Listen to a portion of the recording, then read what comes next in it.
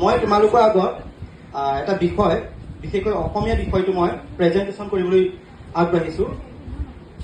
ইংৰাজী মাধ্যমৰ বাবে যদিও নহয়, কিন্তু মই ভাবোঁ তোমালোকে মনোযোগেৰে শুনিবা। অসমীয়া ভাষা সাহিত্যত উচ্চ শিক্ষা আৰু কেৰিয়াৰৰ সুযোগ। অসমীয়া ভাষাৰ গুৰুত্ব আমি জানিব লাগিব যে আছামিজ লেংগুৱেজ কিয় ইম্পৰ্টেণ্ট।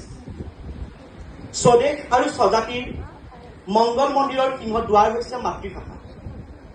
গতিকে আমি যদি মাতৃভাষাত শিক্ষা গ্ৰহণ কৰোঁ, আমি অতি সহজে বোধগম্য হয়, আমি সকলোৰে লগত মিলিব পাৰোঁ আৰু ভাষাটো অধিক ক্ষীপ্ৰ হয়। অসমীয়া ভাষাটো কেৱল এটা ভাষা বা পৰীক্ষাত নম্বৰ পোৱাৰ মাধ্যম নহয়, ই আমাৰ পৰিচয় আৰু বিকাশৰ এক শক্তিশালী ভেটি। এজন শিক্ষাৰ্থীয়ে অসমীয়া ভাষা কিয় ল'ব লাগে, ইয়াৰ মূল কাৰণসমূহ মই উল্লেখ কৰিব বিচাৰিছোঁ। নিজৰ শিপা আৰু সংস্কৃতিৰ সৈতে সংযোগ, connection to culture and routes. এইটো এটা কাৰণ হ'ব পাৰে যে আমাৰ নিজৰ ভাষাটো, আমাৰ শিপাটো যদি আমি ৰাখিব বিচাৰিছোঁ, তেতিয়াহ'লে আমি পৰিচয় ৰাখিব লাগিব আমাৰ ভাষাটোৰ সৈতে। ভাষা এটা হৈছে জাতিৰ প্ৰাণ। অসমীয়া বিষয় পঢ়িলে শিক্ষাৰ্থীসকলে নিজৰ ঐতিহ্য, কৃষ্টি সংস্কৃতি যেনে বিহু, সত্ৰীয়া সংস্কৃতি, জিকিৰ আদিৰ সৈতে আমি গভীৰভাৱে একাত্মবোধ হ'ব পাৰোঁ।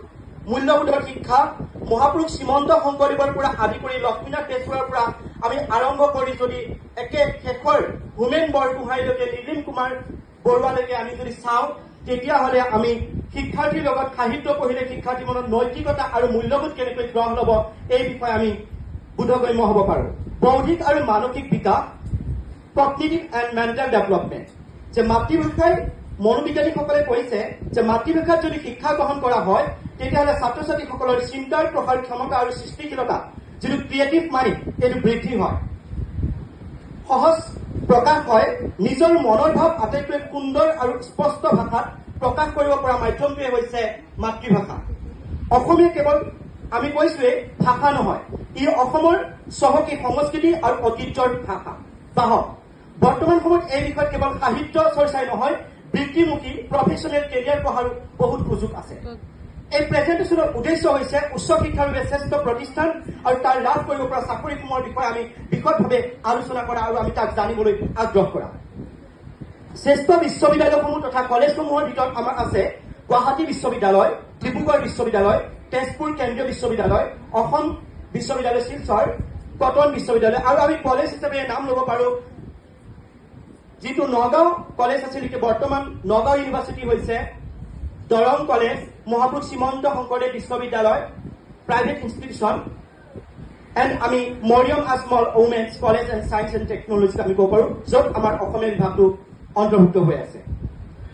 আৰু এই যে অসমীয়া বিষয়টো পঢ়িলে আমি কি কি আমাৰ লাভ হ'ব বা আমি কেনেধৰণৰ জব আমি সংগ্ৰহ কৰিব পাৰোঁ। প্ৰফেচৰ বা সহকাৰী অধ্যাপক, এছিষ্টেণ্ট প্ৰফেচৰ, এম এৰ পিছত তোমালোকে যেতিয়া নেট বা স্লেট দিবা, তাৰপিছত আমি যদি PhD কমপ্লিট কৰোঁ, কলেজ বা বিশ্ববিদ্যালয়ত আমি অধ্যাপকৰ পদত আমি এই পদ আমি সুযোগ লাভ কৰিব পাৰোঁ। স্কুলৰ শিক্ষক, আমি BEd বা DLEd গ্ৰহণ কৰি আমি স্কুলৰ শিক্ষক GT PGT আমি ল'ব পাৰোঁ। আৰু GT PGT দিবলৈ হ'লে, তুমি CTET দিবলৈ হ'লে, আছাম টেট দিবলৈ হ'লে অসমীয়া বিষয়টো কম্পালচৰি, এইটো এটা বাধ্যতামূলক ভাষা হয়। GT PGT তুমি যদি দিব বিচৰা, শিক্ষক হ'ব বিচৰা, তেতিয়াহ'লে অসমীয়া ভাষা এখন পেপাৰ থাকে আৰু এইটো এটা বাধ্যতামূলক বিষয় হয়। তাৰোপৰি আমি ৰিচাৰ্চ স্কলাৰ, গৱেষক, অসমৰ লোক সংস্কৃতি, পুৰণি পুথি আৰু ভাষাৰ ওপৰত গৱেষণা কৰিব পাৰি আৰু JRFৰ জৰিয়তে ফেলোশ্বিপ লাভ কৰিব পাৰি। কেৰিয়াৰ অপৰচুনিটিছত আকৌ আমি ক'ব পাৰোঁ সংবাদ মাধ্যম, মেডিয়া এণ্ড জাৰ্নেলিজিম। বৰ্তমান সময়ত মেডিয়া খণ্ডত অসমীয়া ভাষা জনা লোকৰ সংখ্যা অতি বেছি হৈছে। সংবাদ পৰিৱেশন আৰু সাংবাদিকতা, সংবাদ পত্ৰ, প্ৰিণ্ট মিডিয়া আৰু ৰেডিঅ', অল ইণ্ডিয়া ৰেডিঅ' বা প্ৰাইভেট FM বোৰত নিউজ ৰিডাৰ হিচাপে বা